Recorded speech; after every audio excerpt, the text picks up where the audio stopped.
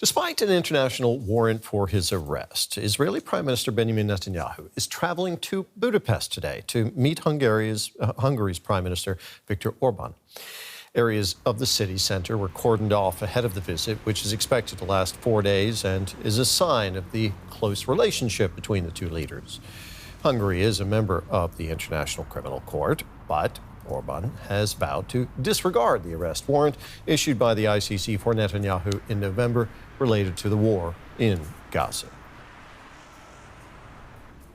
More on this, I'm joined now by our senior international correspondent, Fanny Facsar from Budapest. Fanny, Prime Minister Orban says he has no intention of arresting Netanyahu and will simply ignore the ICC warrant. What are the implications of that? It certainly implies that Viktor Orban, being the Prime Minister of a relatively small country without any significant resources, wants to play a big role on the world stage by rolling out here the red carpet here behind me for Israel's Prime Minister Netanyahu, who is wanted for having allegedly committed war crimes by the ICC. But instead of what people would rather expect, Hungary being a member of the ICC, that he's being handcuffed, arrested and sent directly to The Hague, that's not going to happen, though there's a little risk. NGOs could, yes, in theory, still request that from courts. And then again, the police could still arrest Netanyahu.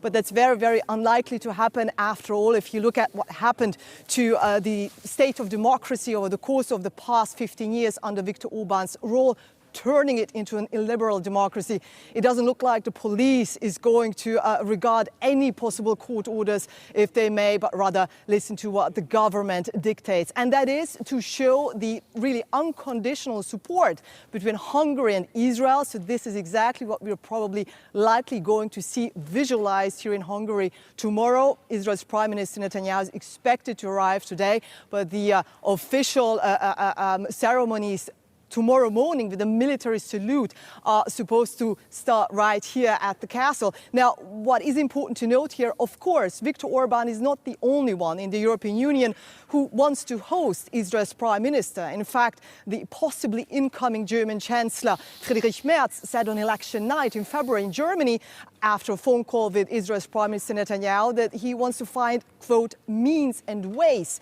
to have Israel's Prime Minister visit Germany. But then again, this is the first country in the European Union since that arrest has been issued by the ICC last year, the first country and the member of the European Union where Netanyahu is going to set foot into a country that is legally actually obliged to arrest him.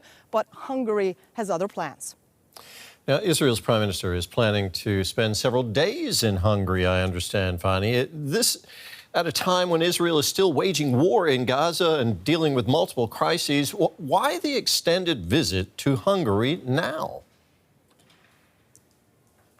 It certainly raised quite some eyebrows, both here in the local media in Hungary, but also I've read the local media in Israel asking exactly this question, just how, in the light of the fact of the renewed offensive in Gaza, but also there have been attacks in Beirut again, despite a ceasefire which was shaky to begin with. But all around, in fact, Netanyahu himself said that Israel is facing an existential multi-front war. And despite that, Prime Minister Netanyahu is going to spend quite some time here until Sunday morning. Now, very pragmatic reasons. Some say it is because of Shabbat. This is the day of rest, which begins on Friday evening to go until Saturday evening. And normally Israeli officials do not work, do not travel during that time. But I think what is very important to note here, even though Hungary is a relatively small country, as I've pointed out, it is part of the EU, it is part of the NATO, and it is a signatory member of the ICC. So Prime Minister Netanyahu coming here certainly will set a message to the world, first of all, that he disregards whatever comes from the ICC, but also the very fact that he's not isolated if a member state from the EU, after US President Trump has also hosted him in Washington earlier this year, is ready to host him, roll out the red carpet and not arrest him at all. Fanny, thank you very much. That was our senior international correspondent, Fanny Facsar in Budapest.